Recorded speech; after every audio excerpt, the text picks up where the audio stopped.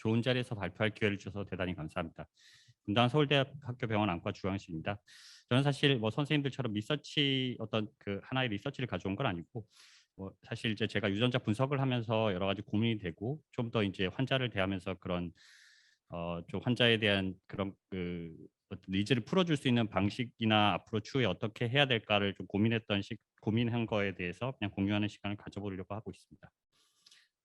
그래서 프리시전 메디슨 이니시에이티브를 2015년에 오바마 대통령이 발표한 이후로 사실 많은 오믹스 데이터가 나왔습니다. 그래서 예전에 환자 자신의 데이터로 자신을 치료하는 퍼스널리즈 메디슨에서 일단 코스트 이펙티브니스하게 대규모 오믹스 데이터를 바탕으로 해서 이제 환자 개개인 랩에서 최적의 치료를 하는 겁니다. 그래서 정말 데이터베이스를 찾아보면 많은 오믹스 데이터가 사용되고 있는데 사실 저희는 거의 대부분 지노믹스 데이터만 사용하고 있는 게 현실이고 생각보다 이런 것들에 대해서 많은 고민을 좀 하는 게 필요하지 않을까라는 생각을 하고 있습니다. 실제로 코비드 19만 하더라도 뭐 제가 그냥 어제 문득 찾아보면 이렇게 여러 가지 프로테인 서열이라든지 단백 정보나 그거 말고도 굉장히 많은 익스프레션 정보 그리고 인터액션 정보 등을 얻을 수가 있습니다.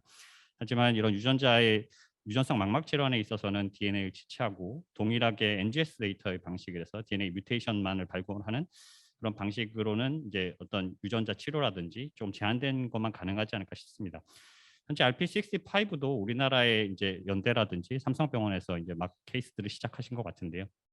사실 굉장히 서양에 비해서는 환자 케이스가 적어서 이 혜택을 받을 수 있는 사람들이 적습니다. 물론 이런 유전자 변이를 통해서 계속 임상 시험도 많아지고 그거 혜택을 받는 사람이 늘어나는데 정작 우리가 외래에서 대하는 사람들은 실제로 뮤테이션이 있는데 이 뮤테이션이 정말 원인인지 아닌지 헷갈리고 그리고 명확하긴 하지만 다음에 프로그노시스가 어떤지 예후가 어떤지 그 다음에 언제 뭐 실명을 할까요? 뭐 이런 걸 질문해서 정확하게 답을 못 하게 됩니다. 그래서 또 어떤 인자들을 조절하고 당신은 어떻게 하면 좋겠다라는 대답을 시원하게 못하는 것들이 사실은 그 외래 진료 공간에서 답답했던 것들이 많이 느껴졌습니다. 사실 뭐 처음에 만나는 거는 이제 분석에서 사실 완전하지가 않습니다. 아까 60, 70% 정도 디텍션 레이트는 굉장히 높은 거라고 하고요. 아까 저희 이승규 교수님께서 보여주신 그런 레이트는 굉장히 높은 거라고 생각합니다. 사실 다른 질환에서 보면 되게 뭐 그런 희귀 질환에서 30%, 40%뭐 이렇게 되는데 그래서 보통은 굉장히 생명에 위협이 되는 경우에 RNA-식이나 메타볼로믹스 이런 것도 함께 하게 됩니다. 그런데 이제 이런 NGS 분석만으로는 어쨌든 한계가 있는데 그 분석에 불안전성을 주는 요인은 결국 이런 여러 가지 다양한 원인이 있습니다. 그런 걸 극복하기 위해서 홀 지놈이나 RNA-식을 하면 좋지만 이런 것들은 이제 가격이나 그런 보험의 커버리지가 안 되는 아직까지 한계가 있고 향후에는 결국 홀 지놈과 RNA-식으로 나아갈 걸로 생각을 하고 있습니다. 그거 이외에 다양한 오믹스 데이터가 사용될 것으로 생각을 하고요. 그냥 직례를 하나 보여드리면서 고민을 같이 해보도록 하겠습니다. 망막 색소 변성증이 있으면서 야맹증이 있는 환자인데 가족 중엔 RP가 없는데 아버지는 유전자가 있다고 좀 들었다고 합니다. 이게 진료 보셨던 선생님도 고민을 많이 하셨을 것 같은데요. 아버지는 1년 전에 좌한 항반 변성이 진단됐는데 RP는 없다고 하고요. 검사 결과지상 베스트 1이 있는데 한쪽 얼굴에만 있습니다. 사실 베스트 1은 한쪽 얼굴에만 있어서는 절대 RP가 생기는 케이스는 보고된 예가 없습니다. 근데 환자는 이제 베스트 1 뭐 이런 유전자에 생각하고 있고요.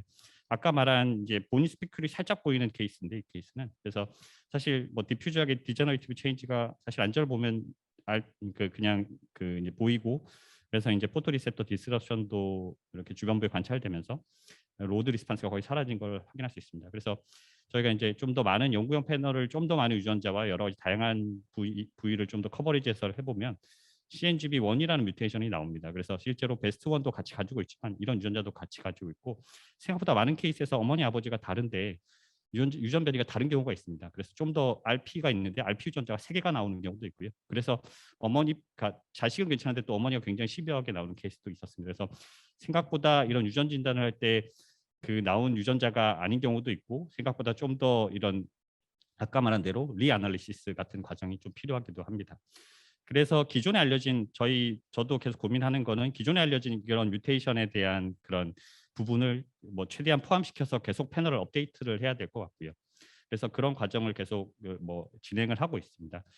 그 이면에는 저희 한국인에서 그런 진단이나 피노타입이 이런 게 명확하게 확보되어 있지 않기 때문에 그런 앞서 보여드린 많은 연구들을 진행해 주신 것 같고요. 그래서 여러 가지 한국인 데이터베이스라든지 앞선 각 병원의 그런 유전자들을 봤을 때 흔한 유전자들이라든지 임상 양상들이 점점 확립되어 가고 있는 것 같습니다. 그리고 저도 뭐 아까 FEVR에 나와서 FEVR 케이스도 저도 있는데 FEVR이 생각보다 진단율이 아주 전형적인 것 같은데 잘 진단이 안 됩니다. 예를 들어서 그러니까 50% 정도가 나오는데 50%는 안 나오는 경우가 좀 많더라고요. 그래서 그런 이유들을 살펴보면 아직까지도 유전자가 안 알려진 거라든지 아까 말한 딥 인트로닉 베리언트 이런 것들이 패널이나 이런 거 커버리지가 잘 안 됩니다. 이 얘는 사실 CTNNA1이라는 유전자가 나오긴 했었는데 이게 두세 달 전에 논문이 나왔습니다. 이것도 유전자 원인이 되는 가족군을 보고해서 이 유전 뒤에 리시퀀싱을 해보면 이것도 아직 뭐 물론 확정할 수는 없습니다. 아직 케이스가 많지는 않았어. 하지만 이게 가능성이 있겠다라고 생각할 수가 있을 것 같습니다.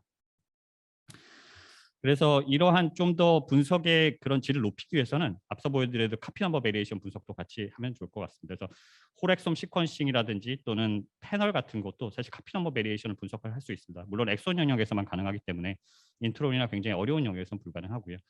앞서 말한 대로 각 유전자별로 우리나라에서는 ABCC6가 저희가 연구해 보니까 그러니까 이런 딜리션 뮤테이션이나 진 전체가 다 날아간 폼들도 종종 굉장히 자주 발견되는 것 같습니다. 이거 말고도 환자가 더 있었는데요.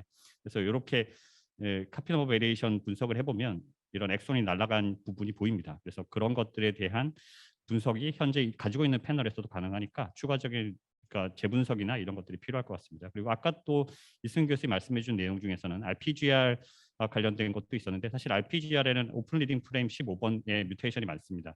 근데 이 뮤테이션 같은 경우는 시퀀싱이 잘 안 돼서 예전에 저희도 이제 생어로 디자인해서 한번 이렇게 뭐 시행을 해본 적이 있는데 이게 뭐 업체에 좀 맡겨놓긴 했는데 디자인해서 하면 생각보다 이렇게 뮤테이션 부위가 잘 발굴이 됩니다. 그래서 최근에는 또 보면 이 프로그램 파이프라인을 교정함으로써 이제 이런 그냥 NGS 방식으로도 디텍션이 되게 연구를 그 한진우 교수님이 진행하고 계시더라고요. 그래서 그런 방식들이 계속되면 이런 디텍션 레이트가 계속 올라갈 것으로 생각됩니다. 그래서 생각보다 다양한 유전자의 위치에 다양한 방식으로 좀 더 디텍션 확률을 높일 수 있는 방법이 존재하고 그것에 대해서 좀 더 접근하는 게 좋지 않을까 싶습니다. 그래서 그런 것들 이런 한국인 유전자 데이터베이스의 새로운 변이들을 계속해서 그런 패널에서 딥 인트로닉 베리언트도 커버할 수 있게 계속 구축을 해야 되고요.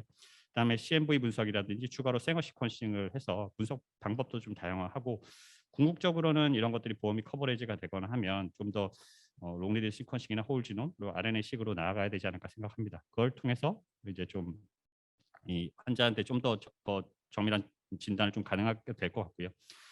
그리고 이제 유전자 아까 말한 대로 사실 뭐 유전자랑 피노타입이 워낙 코릴레이션이 되긴 하지만 실제로 발병 연령이나 유전자 형태에 따라서도 물론 다양하긴 하지만 뭐 환경적 요인 이런 것도 결코 무시할 수는 없다고 생각합니다. 이거에 대한 연구는 너무 부족한 상태고 하지만 예전부터도 이런 거에 대한 가능성들이 많이 제기되어 왔습니다. 그래서 유전자별 프로테오믹스나 메타볼로믹스의 이런 데이터들을 새로 실험하고 연구하는 게 좀 필요하지 않을까 생각합니다.